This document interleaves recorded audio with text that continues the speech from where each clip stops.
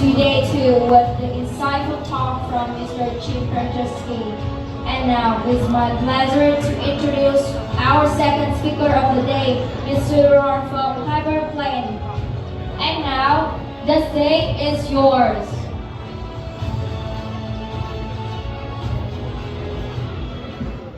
Check, check. Good morning, guys. How are you feeling today? You good? Cool, cool. So, yeah, so I'm Surya. I represent Hyperlane and I'm from India. So today I would love to speak more about interoperability and yeah, let's do that. So,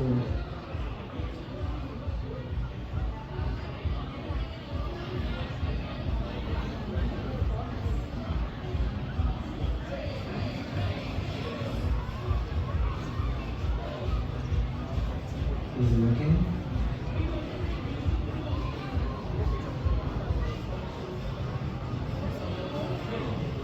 I think it's not working.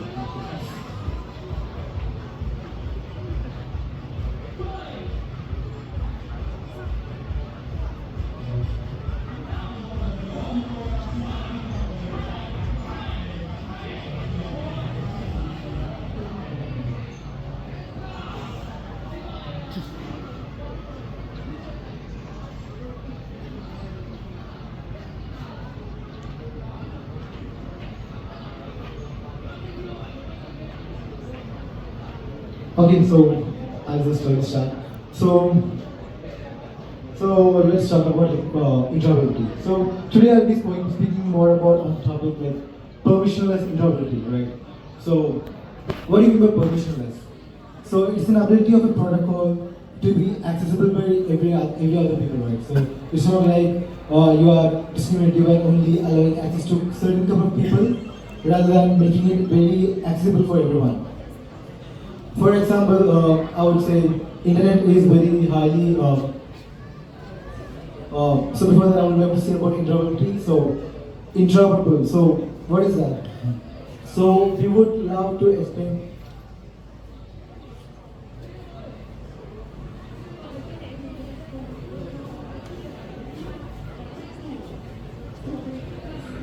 Is it only for me or? I think we have that. Okay.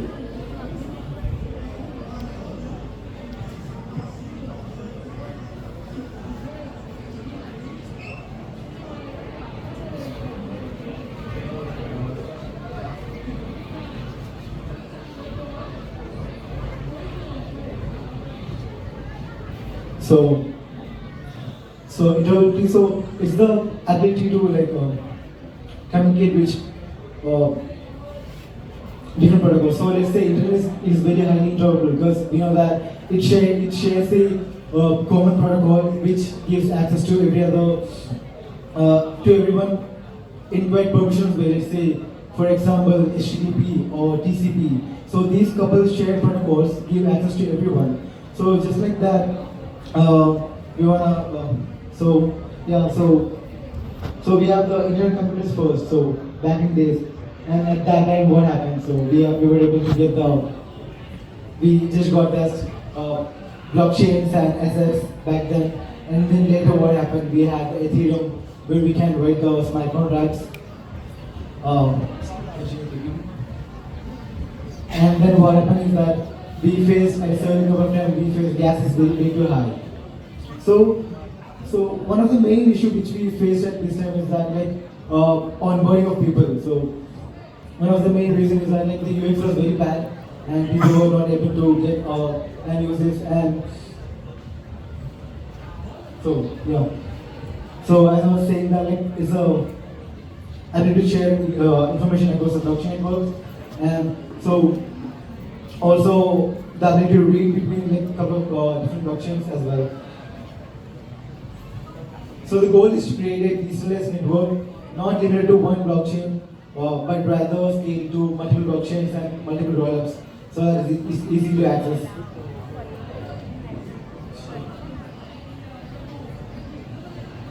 Yeah. So for the cross chain, like as I said, so let's say day by day new rollups are coming day by day, right? So Ethereum has high velocity, and we can see the most of the daily activities happening on the blockchain right now is, for example, let's say Arbitrum and Optimism, and but each have their own like infrastructure layer.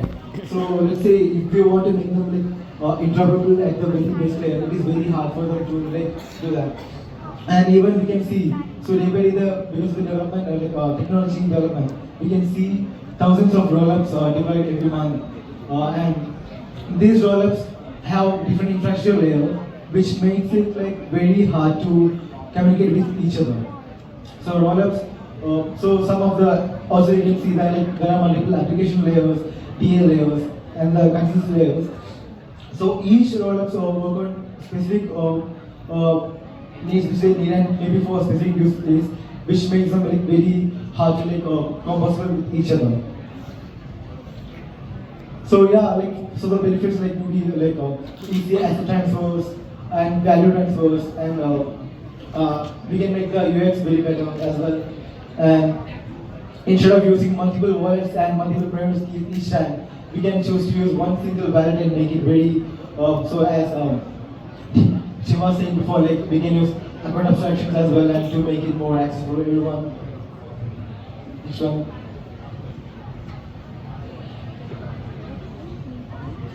So as I said earlier, like the underlying infrastructure layer is different for each blockchain. So that's one of the complexity which we are facing for the Ultra. So different transaction schemes. So for example, for each blockchain, so they have like their own interface for depositing and saving the funds and holding the tokens. So these are one of the issues. And then again, the consensus part is different. Next one. So again, so user growth, so what are the, and scalability we can grow, and transaction volume growth. Next one. Next one. So now I want to talk about like how Hyperline works. So currently this is the stack which you already have with the regular blockchains. So they have like data availability and consensus, settlement and execution. So in the Hyperline we are adding one more layer to that, which is like interoperability layer. So what we mean is that, next slide. So this is the current permission interoperability looks like. So they couple the messaging interface and security model together. And no one ever said that this thing should be built like this, and we can separate this entire thing. And also, so building the modular security for modular chains. So what we do is that we separate security model along with the message interface, and these security models are like completely like plug and play. So it's like, let's say you are building a candy shop, maybe on the blockchain, and the same amount of security model which you need is different compared to whether if you are building some bank on the blockchain. So based upon your need, and so let's say if you need like higher security and less transaction speed, or maybe you need high transaction speed, but you don't have to look for higher security models. So you can decide like what all security models you need to choose based upon like how you wanna execute your model. So currently there are two ways of like, verification which we do when we do the cross-chain transaction. So one is the native transaction, and which is the two chains like A and B are like trusting each other. So can you, and how we can do is that someone is native verification. So this method is very expensive since we have to replicate the consistency on the other chain. And so, and the other way of doing that is that external verification, which we do with the relays and validators. We take them the validation part outside the chains, and we put some consistency there and make sure that okay, these things are like validating properly. Next one. Next one.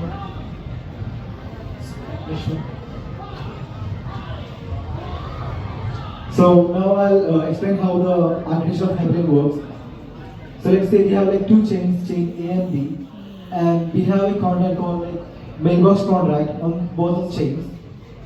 And these contracts are the most important contacts of this machine.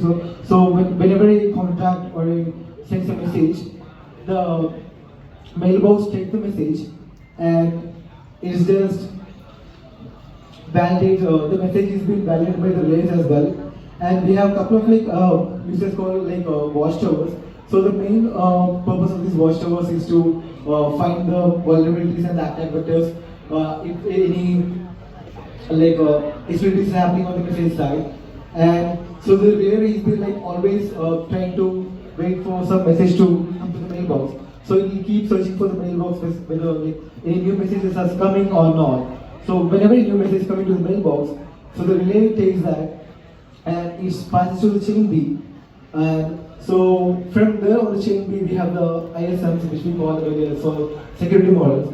So based upon what I told you earlier, so we have multiple security models. So ZK security model and optimistic security model. So optimistic is one of the major used one here.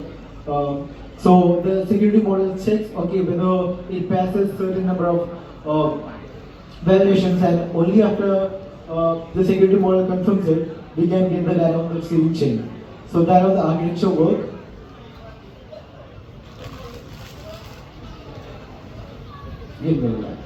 So yeah, so I was mentioning about so we have a couple of security models. So these are the most used one, like the economic security model and the optimistic security model and the multi-sig security model.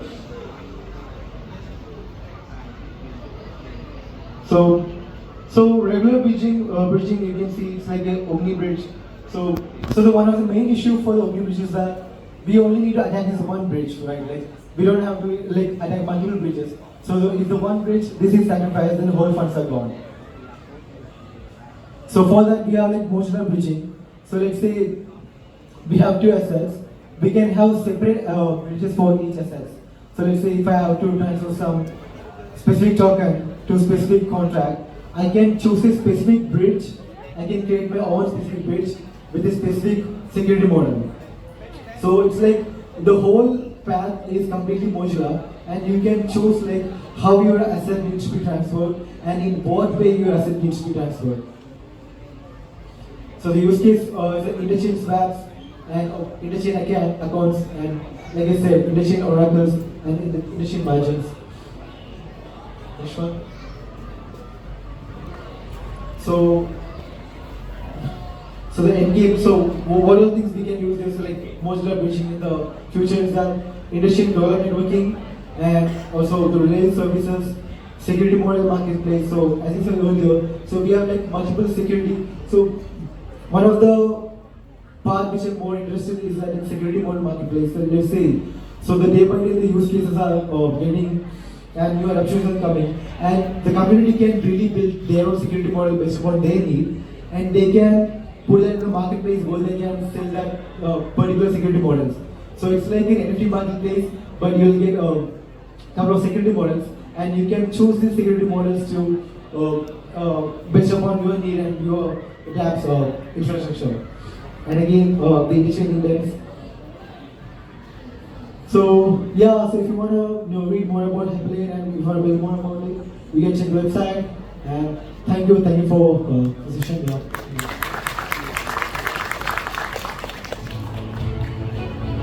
Thank you for the insightful talks from Mr. Yao.